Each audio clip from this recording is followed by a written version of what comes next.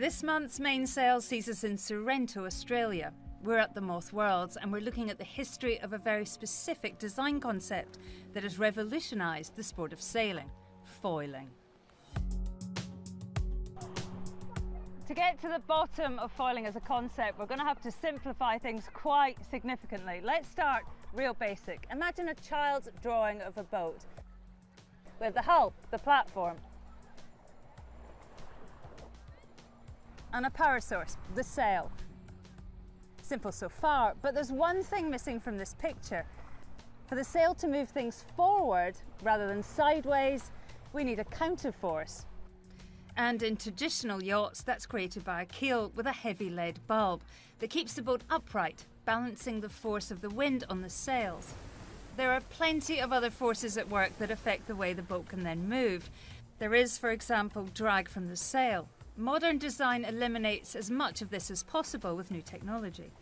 And then, of course, there's friction, drag in the water. The hull moving through the dense water, slowing the boat down. Imagine, though, if you could replace that heavy keel hanging below the boat with something far more efficient, something that lifted the hull clear of the water, eliminating the friction and unlocking a whole new potential for speed. That, in a nutshell, is foiling. In actuality, though, it's a very complicated concept, and to really get to the bottom of it, we're going to have to go back to school. The University of Southampton in the UK boasts the leading faculty in foil development and design. They work with some of the top America's Cup teams and run a state-of-the-art facility. What they don't know about foiling, quite simply, isn't worth knowing. The simplest way to describe it is you could imagine a big wing, or like an aircraft wing, above the boat, lifting it up. If you go fast enough, you'll lift up like a plane. If you then put that wing underwater, the density of water is 1,000 times that of air. Therefore, the force on the foil is 1,000 times. So you can have a much, much smaller foil, and it'll generate the same amount of lift, vertical force, as a huge aircraft wing would. Part of the reason why foiling is taken a while to be adopted in sailing is because you have to be going fast enough for the lift to pull you out of the water, so you need some minimum speed. But then also, if you start going too fast, then you'll become unstable. The balance here between the drag force and the lift force is critical, because we're lifting the boat out of the water, which is good, but we're replacing it with this drag of the foil. So we want to minimize that drag as much as possible. As we overdo it in one direction or the other, the whole system is going to start changing, and we'll have bad flow behind the foil, and we'll slow down. And what would that happen? What would happen? Practically, what will happen is that this foil will start being so difficult to pull through the water that you'll have just as much resistance as you had before you were foiling, and you'll come crashing down to earth and slow down, and the whole thing will reset again. So Joe, what can you do in this facility in relation to foils? So this is a towing tank, which is a shared facility between us and the Solent University, and here we can tow along an object. The ship's science faculty has been researching all aspects of naval architecture, including foil design, since 1968. And although, as we've seen, the concept has been around for a long time, it's only comparatively recently that it's been successfully applied to sailing. And that allows us to measure the resistance of any object. When people talk about, boats flying, about boats foiling, they imagine there's some sort of magic engine under the water, but that's not quite the case.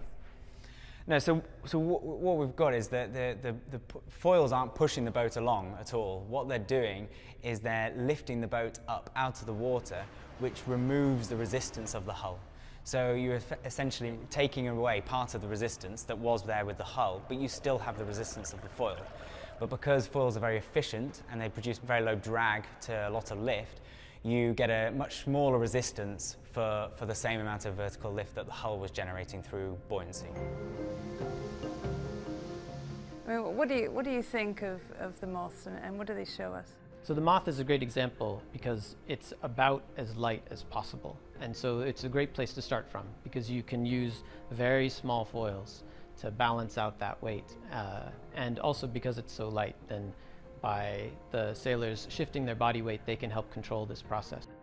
Where do you think we've seen the most advanced application within the sport of sailing?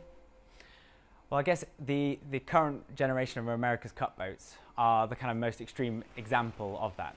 They need to generate a lot of power. So to do that, they have to have a huge wing sail, but they still have to keep the weight really low, otherwise they wouldn't be able to lift. So it's the advanced materials, the carbon fiber, the kind of extremely low weight design that allows them to generate this huge amount of power and transmit that through the boat. You know, they're really achieving some incredible things.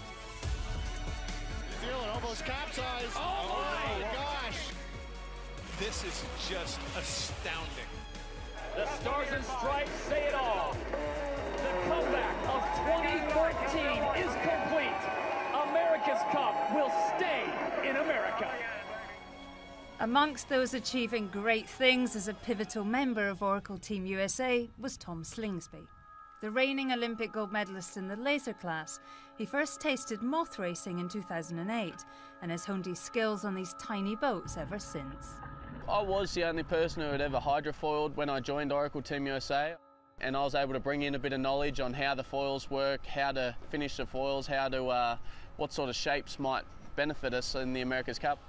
And when we're learning how to hydrofoil, it was, I look back at it as probably the scariest time of my life.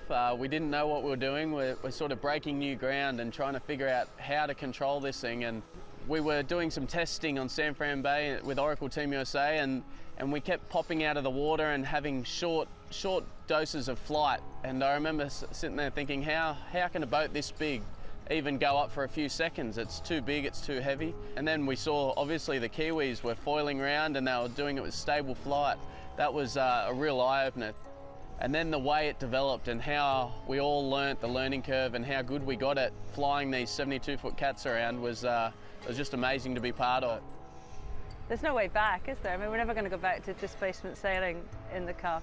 I don't think so. I think we're now so spoilt. We've learned how to hydrofoil all different types of boats, and it's just the way of the future for sailing. And I still love going and sailing a normal yacht that just sails around with the keel on. But I think this new way, it's definitely very exciting, and I think hopefully I'll be involved in this part of the sport for a long time.